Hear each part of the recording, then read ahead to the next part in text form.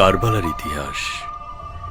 হিজরি ক্যালেন্ডারের পাতায় অনন্য সাধারণ একদিন 10ই মুহররম, হযরত নূহ আলাইহিসসালামের মহাপ্লাবনের সমাপ্তি, ফেরাউনের হাত থেকে হযরত মূসা আলাইহিসসালাম ও বনী ইসরায়েলের মুক্তি, হযরত ঈসা আলাইহিসসালামের ঊর্ধ্বাকাশে আরোহণ সহ বিভিন্ন ঐতিহাসিক ঘটনার স্মৃতি বিজড়িত এই দিনটিকে ইসলামে বিশেষ মর্যাদা দেয়া হয়। কিন্তু এ সকল ঘটনাকে ছাপিয়ে যে করুণ দুর্ঘটনা দিনটিকে ইতিহাসের পাতায় এক ভিন্ন স্থান দিয়েছে, তা হল 61 হিজরি সালের 10ই মুহররম কারবালার ময়দানে রাসূল সাল্লাল্লাহু আলাইহি ওয়াসাল্লামের প্রিয় নাতি হযরত হুসাইন রাদিয়াল্লাহু আনহু-এর শাহাদাত। খোলাফায়ে রাশেদার পরবর্তী বনি উমাইয়ার রাজতন্ত্র চালুর পরিপ্রেক্ষিতে ইমাম হুসাইন রাদিয়াল্লাহু আনহু-এর প্রতিবাদের ধারাবাহিকতায় এ মর্মান্তিক ঘটনা ঘটে। হযরত আলী রাদিয়াল্লাহু আনহু-এর খেলাফতকালে সিরিয়ার গভর্নর হযরত মুয়াবিয়া রাদিয়াল্লাহু আনহু-এর সাথে তার যে বিবাদ শুরু হয়, তাতে করে মুসলমানদের ঐক্যে ভাঙনের সৃষ্টি হয়। এ সময় ইসলামী খেলাফতের শাসন দুটি পৃথক ভাগে বিভক্ত হয়ে পড়ে। 40 হিজরি সালে হযরত আলী রাদিয়াল্লাহু আনহু-এর শাহাদাতের পর তার ছেলে হযরত হাসান রাদিয়াল্লাহু আনহু খলিফা হিসেবে নির্বাচিত হন। কিন্তু মুসলমানদের মধ্যে ঐক্যের স্বার্থে তিনি হযরত মুয়াবিয়া রাদিয়াল্লাহু আনহু-এর পক্ষে খলিফার পদ ত্যাগ করেন। তবে তাদের মধ্যে শর্ত করা হয়, হযরত মুয়াবিয়া রাদিয়াল্লাহু আনহু-এর পরে হযরত হাসান রাদিয়াল্লাহু আনহু এবং তিনি বেঁচে না থাকলে তার ছোট ভাই হযরত হুসাইন রাদিয়াল্লাহু আনহু ইসলামী খেলাফতের দায়িত্ব গ্রহণ করবেন। হযরত মুয়াবিয়া রাদিয়াল্লাহু আনহু 20 বছর খেলাফতের দায়িত্ব পালন করে 60 হিজরি সালে ইন্তেকাল করেন। এর আগে 50 হিজরি সালে হযরত ইমাম হাসান রাদিয়াল্লাহু আনহু ইন্তেকাল করেন। ফলে হযরত মুয়াবিয়া রাদিয়াল্লাহু আনহু-এর ইন্তেকালের পর শর্ত অনুযায়ী হযরত হুসাইন রাদিয়াল্লাহু আনহু ইসলামের খেলাফতের দায়িত্ব পালনের অধিকারী ছিলেন। কিন্তু সব শর্ত এবং ইসলামী খেলাফতের জনমতকে উপেক্ষা করে মুয়াবিয়া রাদিয়াল্লাহু আনহু-এর ছেলে ইয়াজিদ খলিফার পদ দখল করেন। ইয়াজিদের খেলাফতের ক্ষমতা দখলের মধ্য দিয়ে ইসলামী সাম্রাজ্যের শাসন ক্ষমতায় জনমতের ভিত্তিতে শাসক নির্বাচনের পরিবর্তে বংশীয় রাজতন্ত্র সূচনা হয়। ইসলামী খেলাফতের আর সকল বিশিষ্ট ব্যক্তির মতো ইমাম হুসাইন রাদিয়াল্লাহু আনহু নতুন ধারার স্বৈরতান্ত্রিকেই শাসন ব্যবস্থা প্রচলনের বিরোধিতা করেন।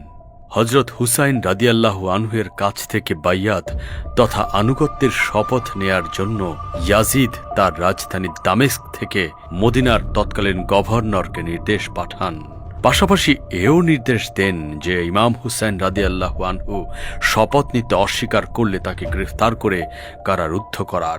মদিনার গভর্নর কোনো উপায় না দেখে হযরত হুসাইন রাদিয়াল্লাহু আনহুকে মদিনা থেকে সরে যাওয়ার অনুরোধ করেন। ফলে ইমাম হুসাইন রাদিয়াল্লাহু আনহু মদিনা ছেড়ে মক্কায় চলে যান।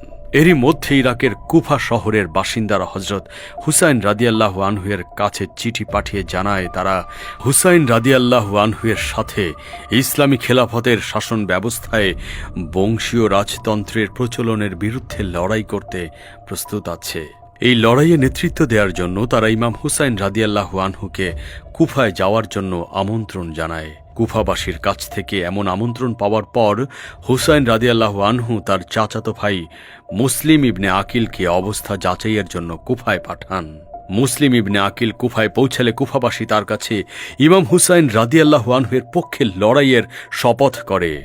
বনি উমাইয়ার রাজতন্ত্র প্রচলনের বিরুদ্ধে লড়াইয়ে কুফাবাসীর আগ্রহ দেখে মুসলিম ইবনে আকিল ইমাম হুসাইন রাদিয়াল্লাহু আনহুকে কুফায় আসতে চিঠি লেখেন। মুসলিম ইবনে আকিলের কাছ থেকে অনুকূল প্রতিবেদন পেয়ে হযরত হুসাইন রাদিয়াল্লাহু আনহু কুফায় যাওয়ার সিদ্ধান্ত নেন।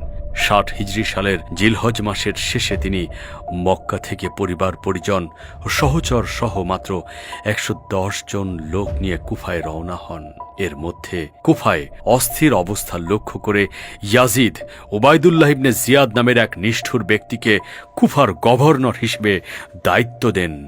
উবাইদুল্লাহ ইবনে জিয়াদ কুফায় এসে মুসলিম ইবনে আকিল সহ সব প্রভাবশালী ব্যক্তিদের হত্যা করেন এবং অত্যাচার নির্যাতনের মাধ্যমে কুফাবাসীকে ভীত করে তোলেন। কুফার লোকেরা ভয়ের কাছে মাথা নত করে অন্যায়ের বিরুদ্ধে প্রতিবাদ করা থেকে সরে আসে। কুফাবাসীকে দমনের পর ইবনে জিয়াদ মক্কা মদিনা থেকে কুফায় আসার সব রাস্তা বন্ধ করে দেন এবং ইমাম হুসাইন রাদিয়াল্লাহু আনহু-এর কাফেলার সন্ধানের জন্য সব রাস্তায় পাহারা বসান। কুফার এই আকস্মিক পরিবর্তনের খবর হুসাইন রাদিয়াল্লাহু আনহু-এর কাছে না পৌঁছায় তিনি তার যাত্রা অব্যাহত রাখেন।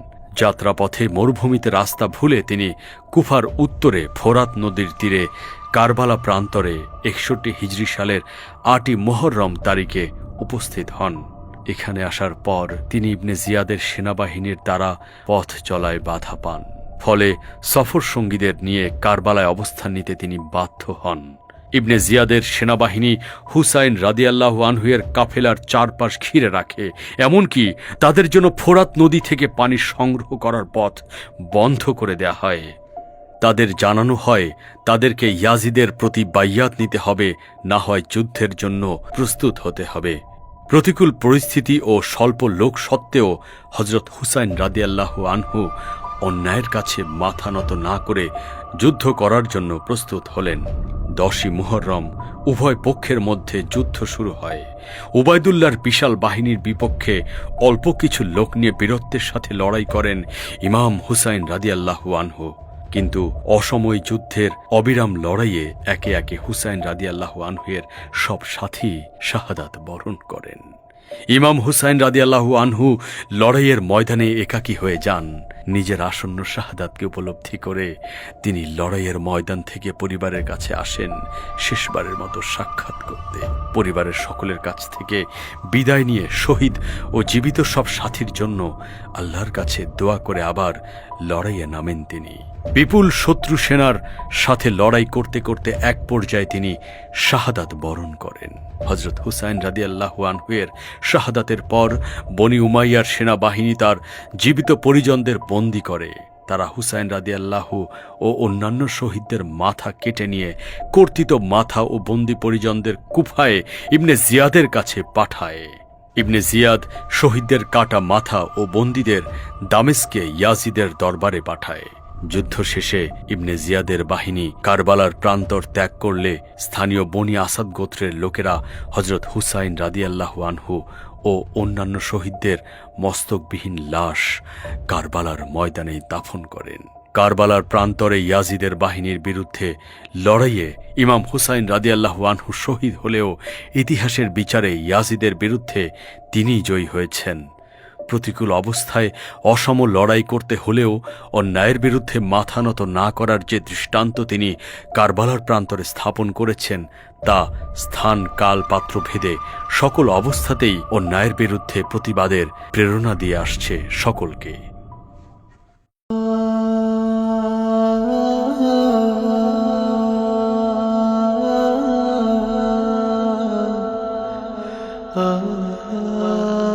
ইসলামী বার্তা।